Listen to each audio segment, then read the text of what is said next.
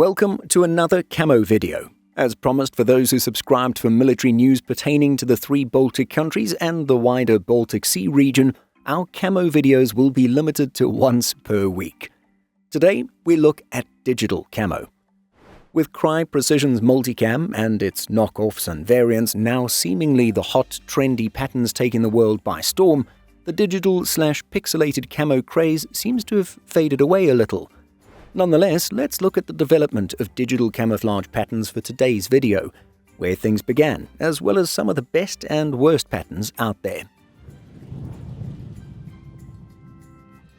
Apparently, the very first digital camouflage pattern came from Canada, and very proudly the Canadian military has a few lengthy write-ups about the development of this pattern.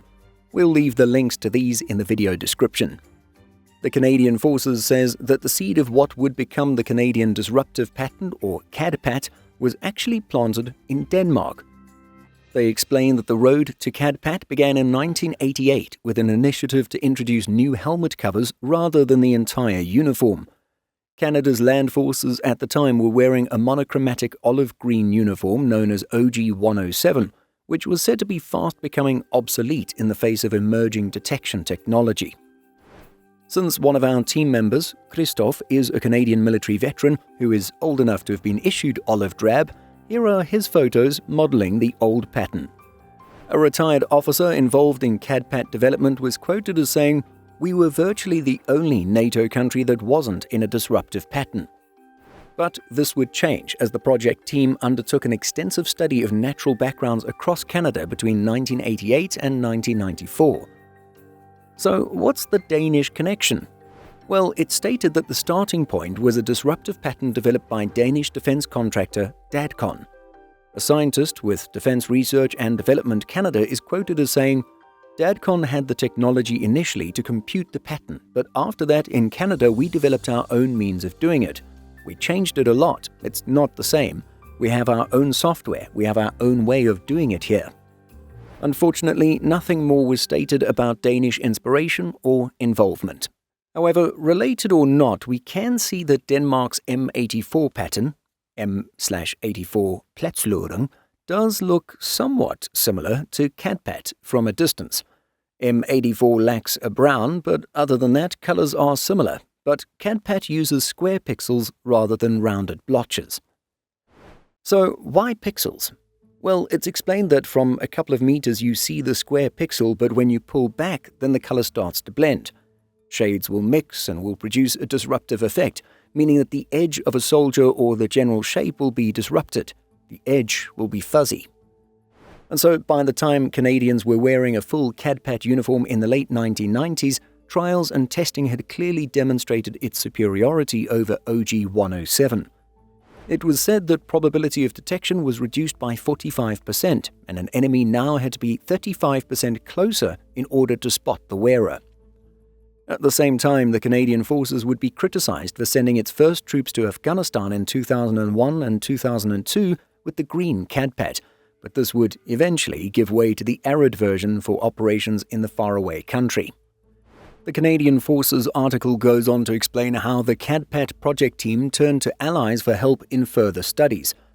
British forces tested it against other patterns during an exercise in Brunei and came to an unexpected conclusion that it worked best in the jungle, primarily due to its 4-color distribution, which includes black. And so by the early and mid-2000s, Canada would develop 3 CADPAT variations. The most common, temperate woodland, or TW, which is a mix of light green, dark green, brown, and black. The arid regions, or AR variant, for desert, near desert, and savanna conditions, incorporating 3 different shades of brown. And a winter operations, or WO pattern, created for snow-covered or mixed woodland and snowy terrain. CADPAT is a distinctly Canadian product and is a trademark of the country's Department of National Defense. But the concept was most definitely admired by allies who sought to produce similar patterns of their own. And so, as explained by the website Camopedia, the United States Marine Corps was impressed by the statistical evidence indicating that digital designs could more effectively camouflage a target than traditional organic types. Seeking a distinctive combat uniform of its own to set its Marines apart from the other U.S. military services, the Corps sought to develop its own digital camo pattern. The result was MARPAT, which is short form for Marine Pattern. MARPAT came in a series of designs and was adopted in the early 2000s.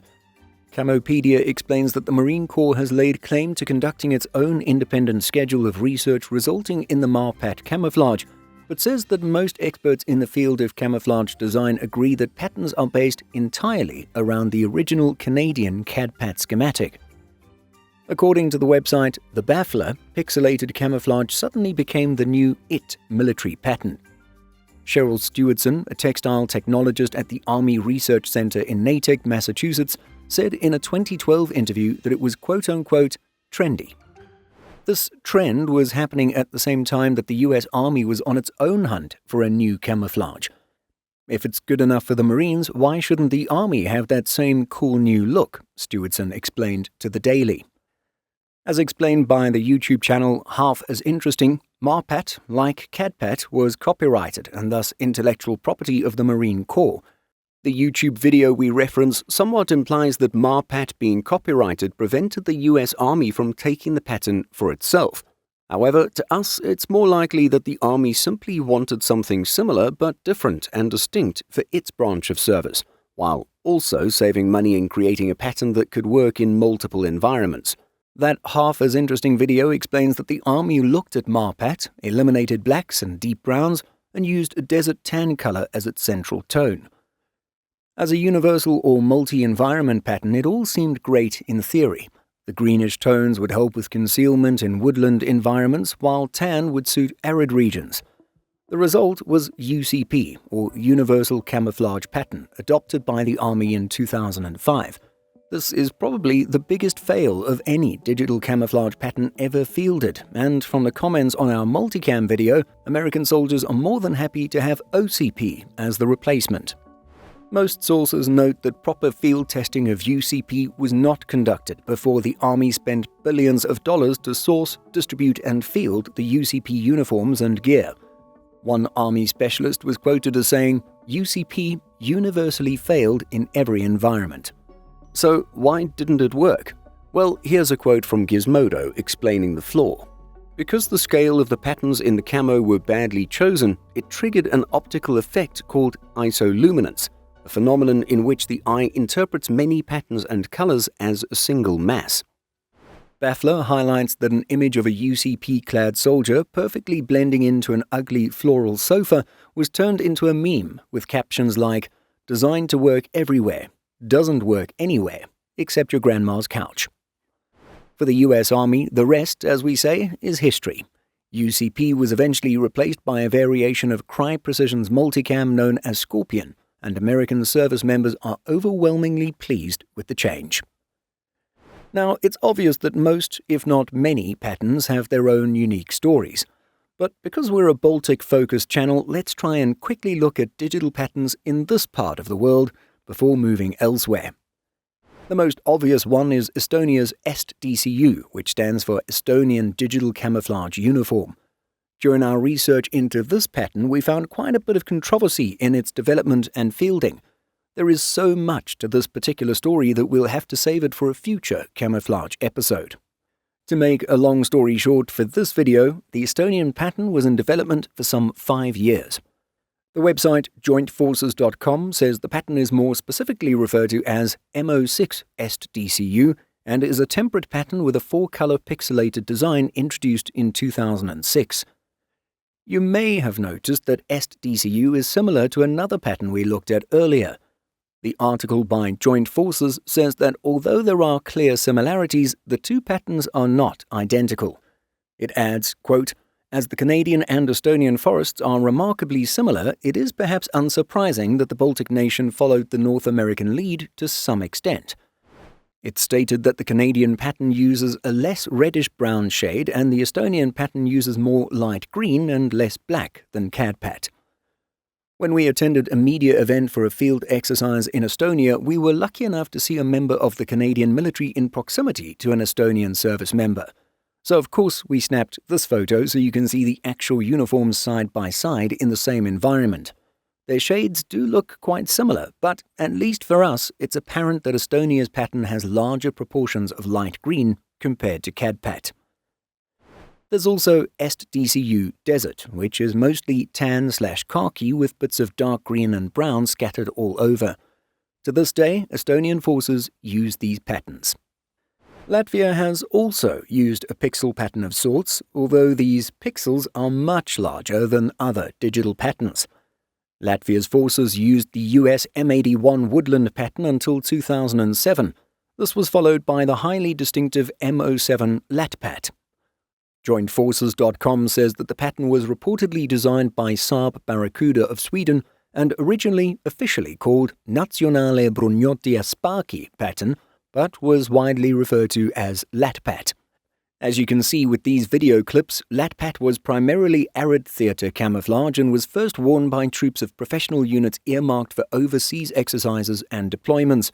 It's said that the colorway appears to work quite well in urban environments and was also worn as part of the winter uniform too. In 2011, the Latvian MOD wanted to produce a uniform that was more suited to the woodlands of Latvia. In 2016, the first uniforms in M16 multi-LATPAT were fielded. This 5-color pattern also used large pixels but introduced a green shade. As you can tell by the name, the pattern was supposed to be a multi-environment pattern with a goal of being used in both temperate and arid environments. This was eventually replaced in and around 2020 by the fractal pattern known as Wood LATPAT, thus ending Latvia's involvement with pixelated camo. According to Camopedia, Ukraine's first digital camo pattern was introduced early in 2013. Known as MM14, the pattern was first used by special forces and air assault units, but officially approved on July 15, 2015 by the Ukrainian Ministry of Defense as the standard issue uniform for the Ukrainian armed forces.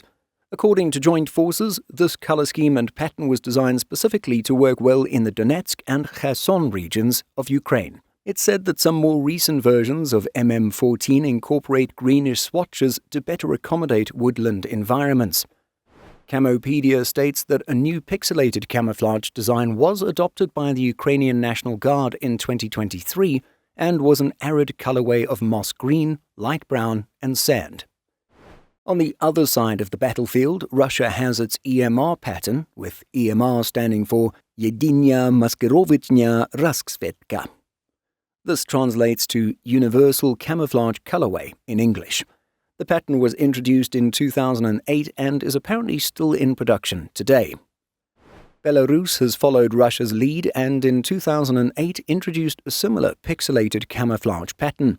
The pattern features very tiny pixels of black, reddish-brown and foliage green on a pale green background. And moving further east, China's People's Liberation Army had the Type 07 series of pixelated camouflage patterned uniforms around 2007. Camopedia notes that the pattern has 6 different variants, including Universal Pattern, Desert/Arid Pattern, Woodland Pattern, Oceanic Pattern, Special Operations Forces Pattern, and an Urban Pattern.